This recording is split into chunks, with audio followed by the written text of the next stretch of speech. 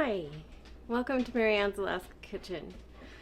Today I'm going to be making a super special and ridiculously good dish from India, and in honor of that I'm wearing my Indian kurti, K-U-R-T. They make the most beautiful clothes, embroidered fabric. It's really wonderful, but that's just a side note. The dish is just as intricate and beautiful as the shirt is. So let's get cooking. So we've got a bit of a long list here of ingredients. That's just how Indian food is. And they fry their spices, so that's one of the first things that we're gonna do. But I've got my fresh ingredients, which is some ginger and some onion. I'm gonna just chunk this up and put it into my food processor to blend it, because I also have to blend it with some, I'm gonna use pecans. The original recipe says almonds.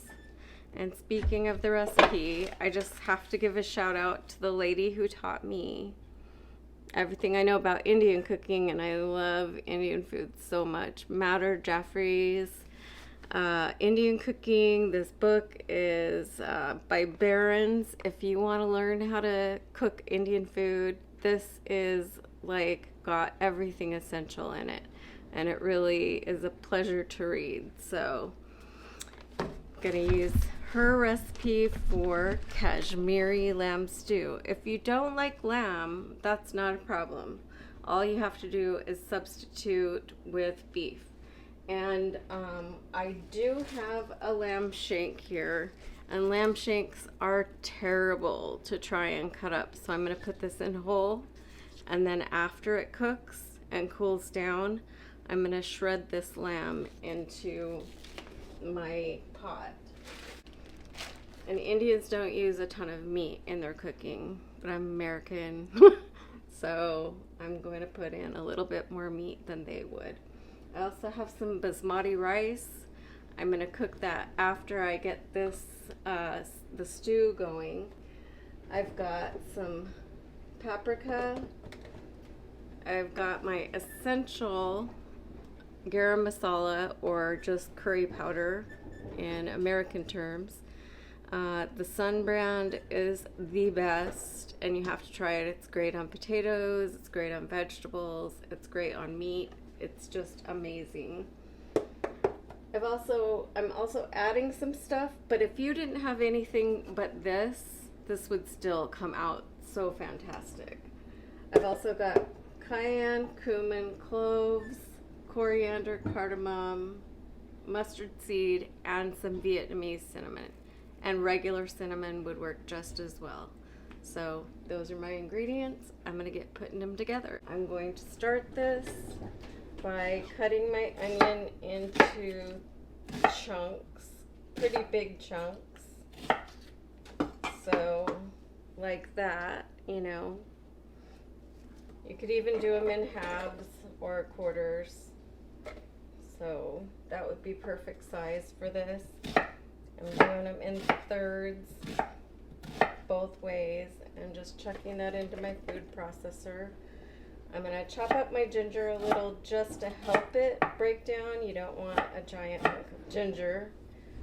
And this stuff, the mixture of onions and ginger, is in the fridge of every Indian cook in the world, but I don't cook it that often, so I'm going to make it fresh. I'm going to throw in my pecans. This does traditionally call for almonds, but they substitute using a lot of meat with using nuts. So I'm going to put a cup of pecans in there. And then I'm going to add a little water. Essentially make some pecan milk with ginger and onions. And I'm going to put in about a half a cup of water, just to help that combine, and also to help it cut up pretty easily. So into my food processor we go.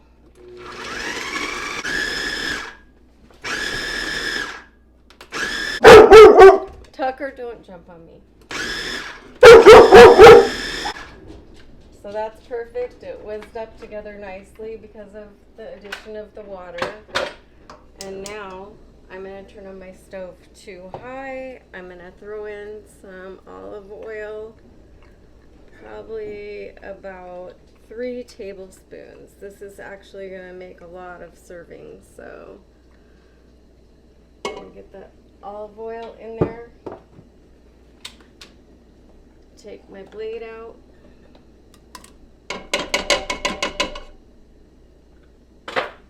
I'm going to dump that in, and I'm going to fry it. And frying your ginger, garlic, and spices is something that I actually do with all kinds of food now, because the Indian cooks have shown me how great that trick does to spices and herbs. If you fry them in oil on low heat, they become blossomed. They bloom in that oil, and then you have that infused oil making your food just that much more delicious. So I do that with all my food now, but this is how I learned to do that really amazing trick. So I've got that going, and we'll go to the overhead now. So there are my pecans, my ginger, and my garlic. I'm going to get that liquid out of there, and while I'm doing that, I'm going to pull it to the side, and I'm going to add in about 3 tablespoons of my Sun curry powder. This stuff is so good. I have a lot of my friends addicted to this because it's just an amazing spice blend. It's fabulous. And then I'm going to throw in a little bit of cumin, about a half a teaspoon. I'm going to keep this low on the spice, so I'm only going to put in about a quarter of a teaspoon of cayenne. Coriander is so good. I'm going to put that in.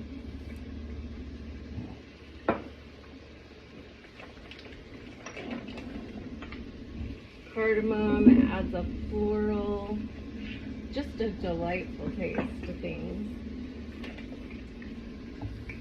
About a teaspoon of that, and about a teaspoon of mustard seeds.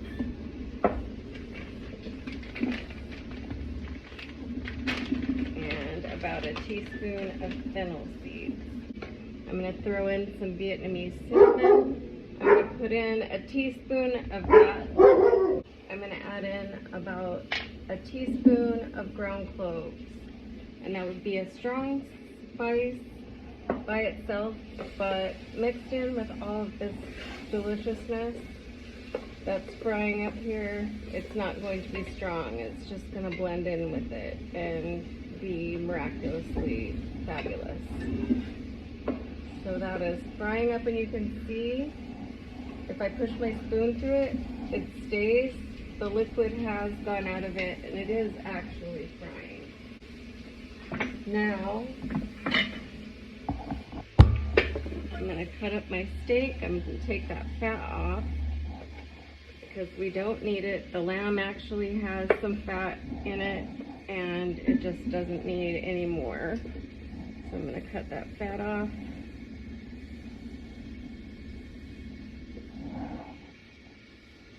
And then I'm going to cube this. The smell of those spices is just so good. I can tell already how amazing this is going to be. And I can smell it frying. As soon as you start smelling kind of everything come together, turn your heat back down to medium from high, because you were just on high to get the liquid out. So we've got that meat in there. We've got our spices in there, minus the paprika. And this is called Kashmiri red lamb stew because there is a lot of paprika in it. So I'm gonna put in 1, okay, that was 2 and 3. 4 tablespoons of paprika. In goes my lamb shank. It's gonna be delicious. I'm very excited about this. And then, as in most cooking with Indian food, I'm gonna put in a can of coconut milk. So now I'm gonna add in my coconut milk. And this is going to be a braise, so you don't want the liquid to come above the meat. You want it to come up and not quite cover. So that's what I'm going for here. I'm going to I put some water in my can so I can get as much of the coconut milk out of my can as possible. I'm going to add it in, and that is actually, I need a little bit more.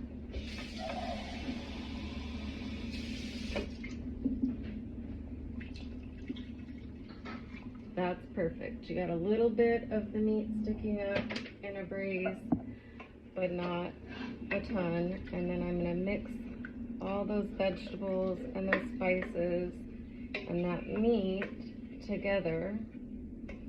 Got a beautiful color and a gorgeous, gorgeous smell. And the beef and the lamb are going to be great together. But again, you don't have to use lamb if you don't like lamb. If you use beef, it's going to be just fantastic, just like it would be without it. So we are there. And I'm going to cook this for about, I'm going to say an hour and a half. I'm going to check on it and make sure my meat's tender.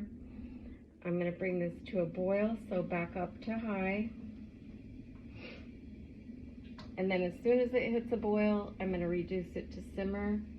And then about 20 minutes to a half hour before this finishes, I'm going to start a pot of basmati rice, which I'll show you in a little bit. So I've got it to a boil. I'm going to reduce it to a simmer now, and I'm going to put a cover on it.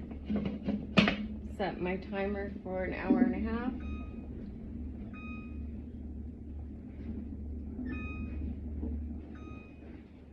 And we're off to the races. It smells so good in here. So if you have a rice cooker, you know how to use it, because they're complicated to me. I just have my favorite rice pot, which has obviously been well used and well loved. I'm going to put in about 2 cups of basmati rice. You can use sticky rice, but with Indian food, I like for it to be basmati. It's fragrant and floral and really nice. And I'm going to top this off with about the equal amount of water plus a half. So I've used 2 cups of rice, so I'm going to use about 2.5 cups of water. Maybe 3. Yep, actually 3. So I've got about 1 inch of water above my rice, as you can maybe see. I hope you can see that. And I'm going to put that on to my stove. I'm going to bring it to a boil. I'm going to cover it, turn it all the way down to low, and let it go for 15 minutes. And I get perfect rice every single time. So if you don't have a rice cooker, that's how you go.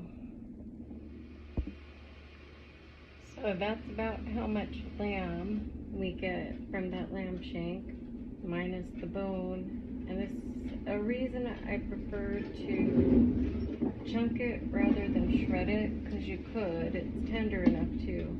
But I like to separate it from like the gristly pieces which there isn't a lot of it, but it is there. So I like to take these pieces out and just put that in my stew.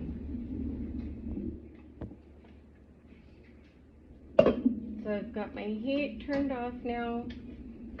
I'm adding my lamb back in now that it's all chunked and delicious. And my last two additions are some plain Greek yogurt, about a cup.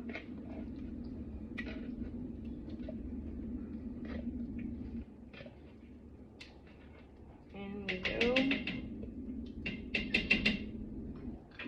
And that adds to that creaminess.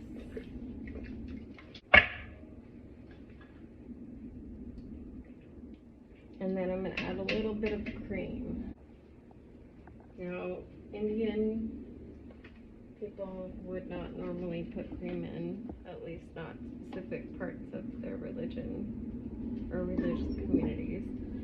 But I'm putting cream in because it's delicious.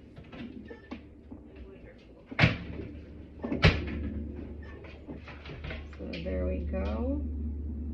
Got some amazing Kashmiri lamb and beef stew. And that's going to go on top of my basmati rice that cooked perfectly in my pot. Take a fork and fluff it up if you like. It isn't completely necessary, but you can if you want. And basmati rice is not going to stick together. That's just how it is. It's meant to be like that. And the fragrance coming off of it is just wonderful. So we are ready to bowl up.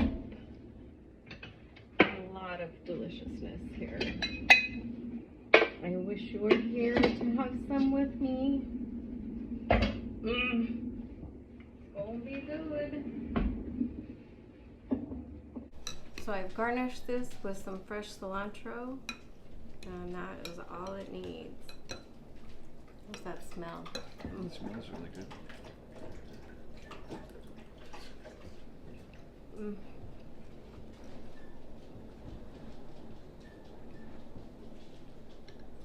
It's delicious. Mm-hmm. I am so happy I discovered Indian food in New York, or I would never have known the magical world.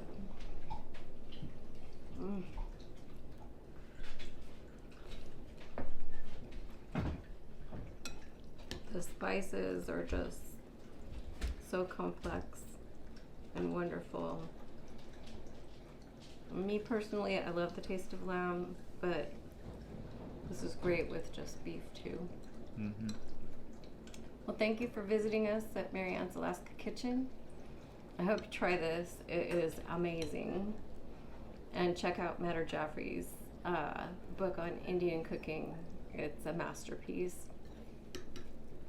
Hit like and subscribe, hit that notification bell, give me some comments, and I'd love to chat back with you. And we'll see you next time.